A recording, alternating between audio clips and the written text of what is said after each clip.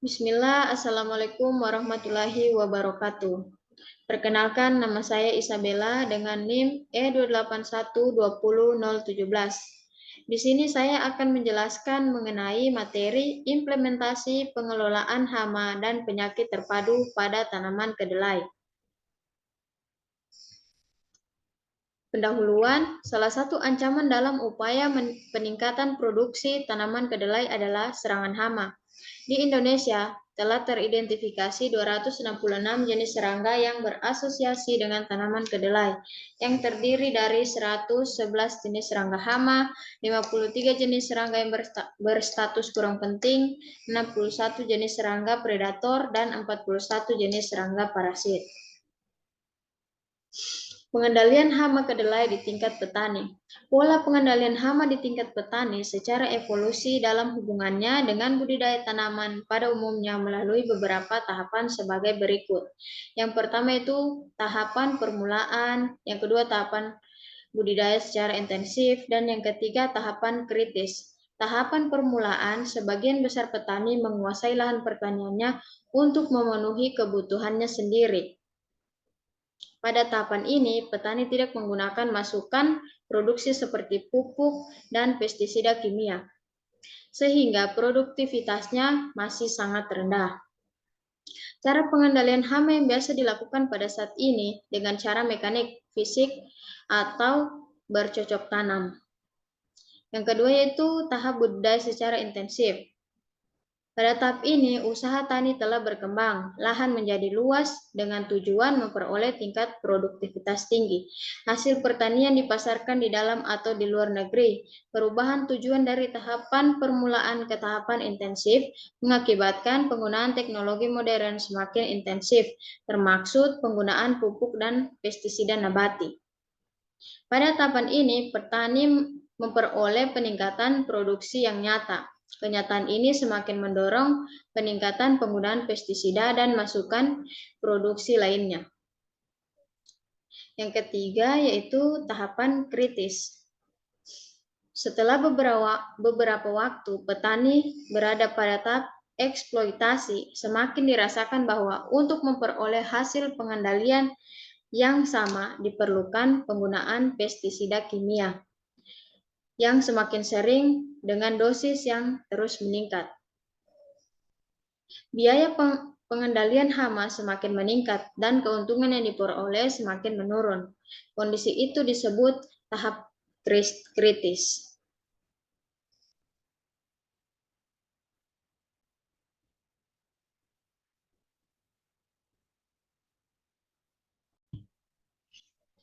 Yang ketiga, mengenai masalah petani gagal menanggulangi hama. Yang pertama, lemah dalam identifikasi hama dan gejala serangannya.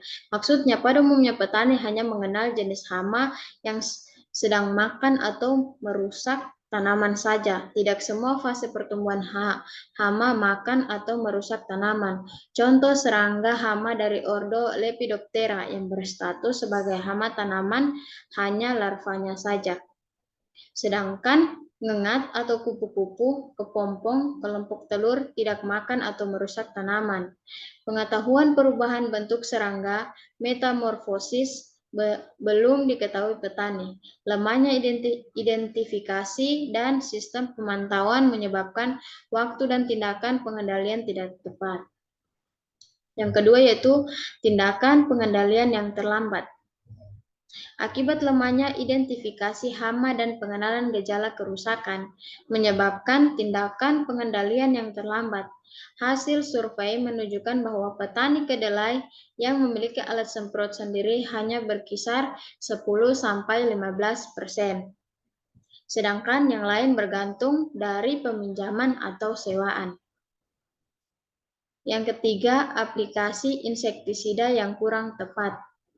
Teknik aplikasi insektisida di tingkat petani sering tidak dapat atau tidak tepat sasaran.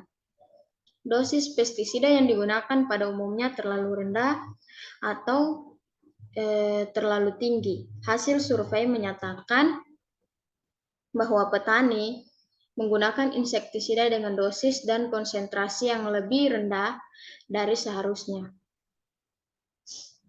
Dan yang keempat, pelaksanaan tindakan pengendalian hama secara bijaksana. Untuk melakukan tindakan pengendalian hama secara bijaksana, diperlukan pengetahuan tentang jenis dan perilaku hama yang menyerang tanaman. Kebanyakan petani yang mengenal jenis hama pada saat stadia merusak tanaman, sedang atau hama pada stadia tidak aktif merusak tanaman, belum banyak diketahui. Informasi biologi hama dan musuh alami pada umumnya belum diketahui oleh petani. Dibandingkan pada tanaman, informasi tentang bioteknologi hama tanaman kedelai masih sangat kurang karena palawija baru diawali sekitar tahun 1990-an. Informasi bioekologi hama sangat penting untuk proses monitor dan pengambilan keputusan dalam tindakan pengendalian hama. Komponen PHPT pada tanaman kedelai. Yang pertama yaitu pengendalian alami, yang kedua pengendalian secara mekanik dan fisik, yang ketiga pengendalian dengan teknik budidaya, yang keempat pengendalian secara hayati, pestisida nabati, dan pestisida kimia. Pengendalian alami merupakan proses pengendalian yang berjalan sendiri tanpa kesengajaan yang dilakukan manusia. Pengendalian alami terjadi tidak hanya karena bekerjanya musuh alami, tetapi juga karena komponen-komponen ekosistem lainnya seperti makanan dan cuaca. Yang kedua yaitu pengendalian secara mekanik dan fisik. Pengendalian mekanik adalah perlakuan atau tindakan yang bertujuan untuk mematikan atau memindahkan hama secara langsung, baik dengan tangan atau dengan bantuan alat dan bahan lain. Cara ini mampu menurunkan populasi hama secara nyata bila dilakukan dengan tepat, dapat menyelamatkan hasil tanaman. Selain itu, pengendalian fisik adalah tindakan yang dilakukan dengan tujuan secara langsung dan tidak langsung.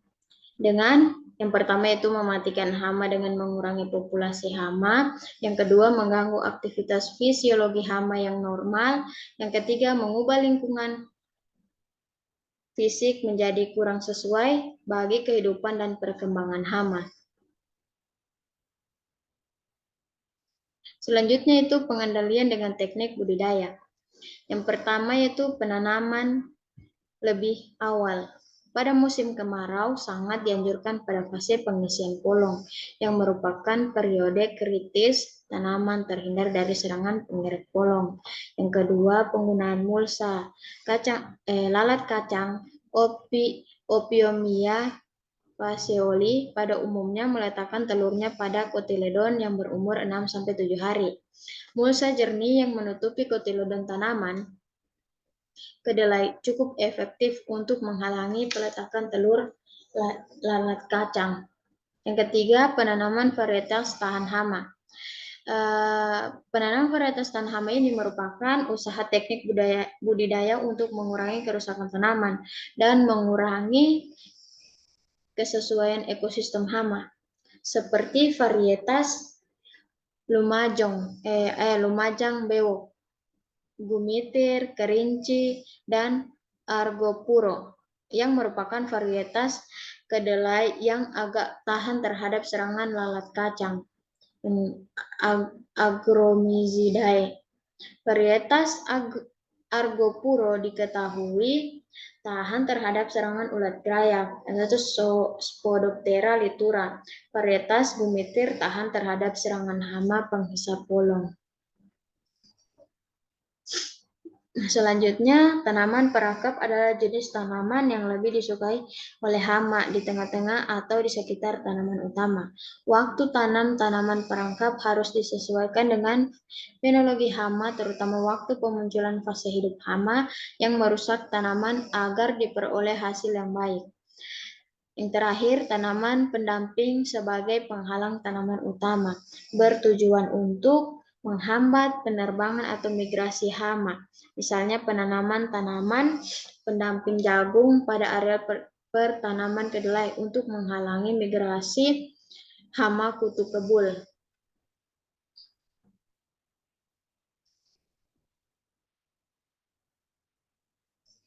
Selanjutnya yaitu komponen PAPT pada tanaman kedelai itu pengendalian secara hayati. Pengendalian secara hayati adalah pemanfaatan dan penggunaan musuh alami untuk mengendalikan hama.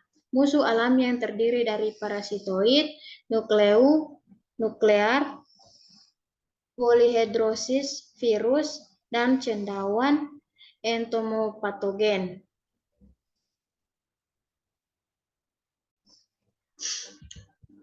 Parasitoid, pemanfaatan parasitoid Trichoderma efektif mengendalikan hama penggerek polong. Sedangkan nuklear polyhedrosis virus, Spodoptera litura, nukleus polyhedrosis virus merupakan salah satu entomopatogen pada ulat grayak.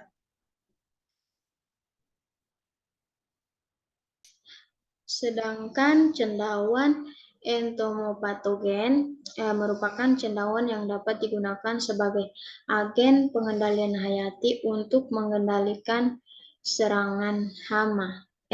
Untuk mengendalikan serangga hama. Beberapa cendawan entomopatogen yang banyak dikembangkan dan diproduksi secara massal untuk pengendalian hama antara lain Beauveria bassiana, Metarhizium anisopliae, dan Lecanicilium, serta Spicaria sp.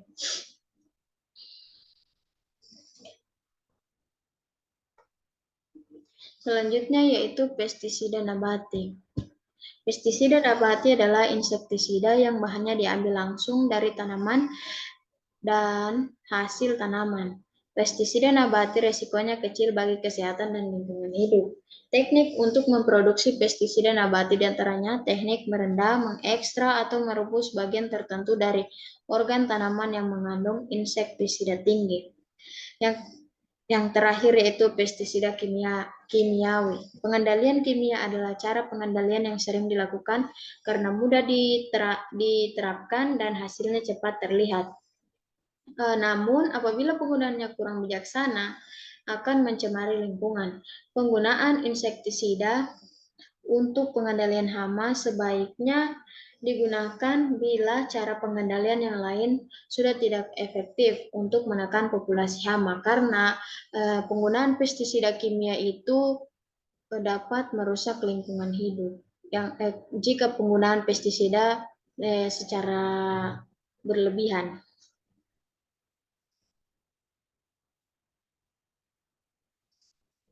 Baik, kesimpulan dari materi saya, petani seringkali mengalami kegagalan dalam pengendalian hama kedelai, sehingga kehilangan hasil yang diderita tanaman cukup besar. Petani umumnya mengendalikan hama kedelai dengan cara mencampur beberapa jenis pestisida dan menggunakan dosis lebih tinggi, namun volume semprotnya rendah. Berdasarkan pendekatan pengendalian hama terpadu, strategi pengendalian hama kedelai dapat dilakukan dengan kultur teknis melalui sanitasi lingkungan sebelum tanam, pengaturan waktu tanam yang tepat, dan budidaya tanam yang sehat. Ya, itulah materi dari saya. Saya ucapkan terima kasih. Lebih dan kurangnya, wabillahi taufiq wal hidayah. Wassalamualaikum warahmatullahi wabarakatuh.